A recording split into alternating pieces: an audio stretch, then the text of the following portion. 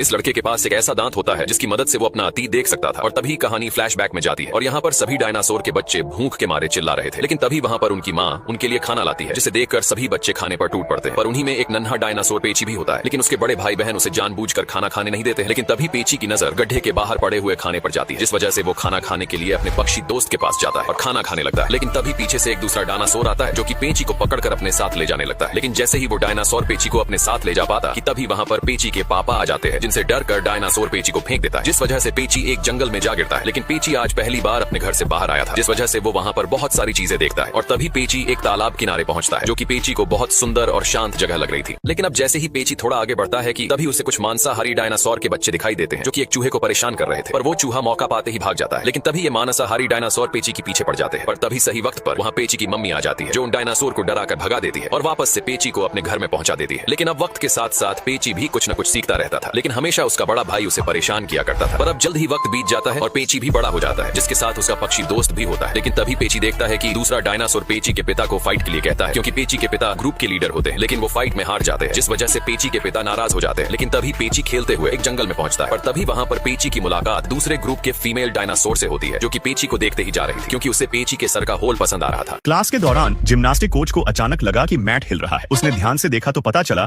कि वहाँ एक आंख हिल रही थी। वह बहुत गुस्से में थी और गुस्से में मैट की ओर चली गई और उसने अंदर मौजूद आदमी को नजरअंदाज करने का नाटक किया और सावधानी से उसकी जिप बंद कर दी। दरअसल वह आदमी जिम्नास्टिक कर रही लड़कियों के अर्धनग्न शरीर को देखने के लिए छिपा था। महिला ने उसको सबक सिखाने का निर्णय किया, इसलिए उसने सभी लड़कियों को पंक्ति में खड़ा किया और वॉल्टिंग शुरू करने के लिए तैयार किया। यह सुनकर वह आदमी घबरा गया। उसने जल्दी से जिप खोलने की कोशिश की, लेकिन वह जिप नहीं खोल पाया। इस समय एक लड़की ने दौड़ना और कूदना शुरू कर दिया, फिर कलाबाजी करते हुए उस आदमी के महत्वपूर्ण अंगों पर चोट पहुंचाई। लेकिन कोच को लगा कि लड़की का प्रदर्शन सही नहीं था और उन्होंने खुद प्रदर्शन करने का फैसला किया। फिर वह पूरी गति से दौड़ी और एक बेहतरीन कलाबाजी पूरी की। इससे उस आदमी की पसलियां टूट गईं। उस व्यक्ति ने भयंकर दर्द सहन किया और पकड़े जाने के डर से एक बार भी चीखने की हिम्मत नहीं की। लड़कियों द्वारा हजारों राउंड तक वॉल्टिंग का अभ्यास करने के बाद उस व्यक्ति को इतनी बुरी तरह से प्रताड़ित किया गया कि उसकी पहचान करना मुश्किल हो गया। समय समाप्त होने के बाद कोच ने लड़कियों को जाने दिया। फिर वह मैट के पास गई और देखा कि मैट के नीचे से खून पहले ही रिस चुका था। उसने चैन खोली और एक भयावह दृश्य देखा। फिर उसने उसके बॉडी पर एसिड का इस्तेमाल किया और अंत में उस आदमी और मैट को कूड़ेदान में फेंक दिया। आखिरकार कचरा वही है जहाँ उसको होना चाहिए।